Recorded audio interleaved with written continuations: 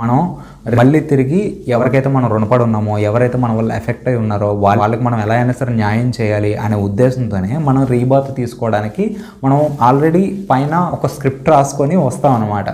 But ఇక్కడికి వచ్చిన తర్వాత ఆటోమేటిక్గా ఆ స్క్రిప్ట్ అంతా మనం మర్చిపోతాంలేండి. అదంతా మాయకి సంబంధించిన ఒక కాన్సెప్ట్. ఇది ఒక మాయాజాలం ఈ భూమి అనేది. ఎప్పుడైతే మనం ఫస్ట్ బ్రీత్ మనం పుట్టినప్పుడు తీసుకుంటామో ఆ ఫస్ట్ బ్రీత్తోనే మన లోపలికి మాయ అనేది ఆవహించేస్తుంది అనమాట.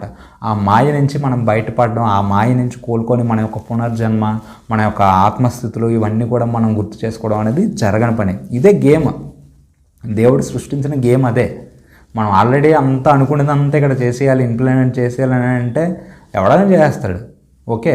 బట్ అన్కాన్షియస్గా మన యొక్క ధర్మం ప్రకారం ఎవరు మన వల్ల బాధపడకుండా, మనం ఎవరిని బాధ పెట్టకుండా, ఎవరికి ఎటువంటి హాని చేయకుండా ఒక సిస్టమేటిక్ లైఫ్ స్టైల్ని ఎలా మనం లీడ్ చేయాలి అనే ఒక కాన్షియస్నెస్ ఏదైతే ఉంటుందో ఆ కాన్షియస్నెస్తో మనం బ్రతకాలనేదే మనం పుట్టిన తర్వాత మనకు ఆ దేవుడిచ్చే పెద్ద టాస్క్.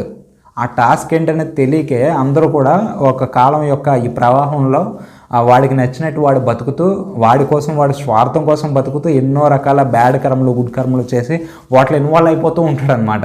మన సంతోషం కోసం ఎన్నో రకాల కర్మలు చేసి అందులో ఇన్వాల్వ్ అయిపోతూ ఉంటాం, అందులో చిక్కుపడిపోతూ ఉంటాం. మళ్ళీ వాడి కోసం మళ్ళీ రీబాత్ అనేది మళ్ళీ తీసుకోవాల్సి ఉంటుంది. మళ్ళీ పుట్టడం, మళ్ళీ పెరగడం, ఈ రోగాలు అనుభవించడం, ముసలితనం, చావు, ఇవన్నీ కూడా అనుభవించి, ఈ పెయిన్స్ అన్నీ కూడా అనుభవించి మన జీవితాలు అలాగ పుట్టుతూ చస్తూ చడుతూ పుడుతూ అలా పోతూనే ఉంటాయి అనమాట. భగవద్గీతలో కూడా శ్రీకృష్ణుడు చెప్పాడు ఇదే.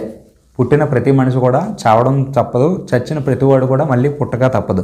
కర్మచక్రం నుంచి తప్పించుకోవడం ఎవ్వడి తరం కాదు అని చెప్పి శ్రీకృష్ణ భగవానుడు ఎప్పుడో చెప్పాడు.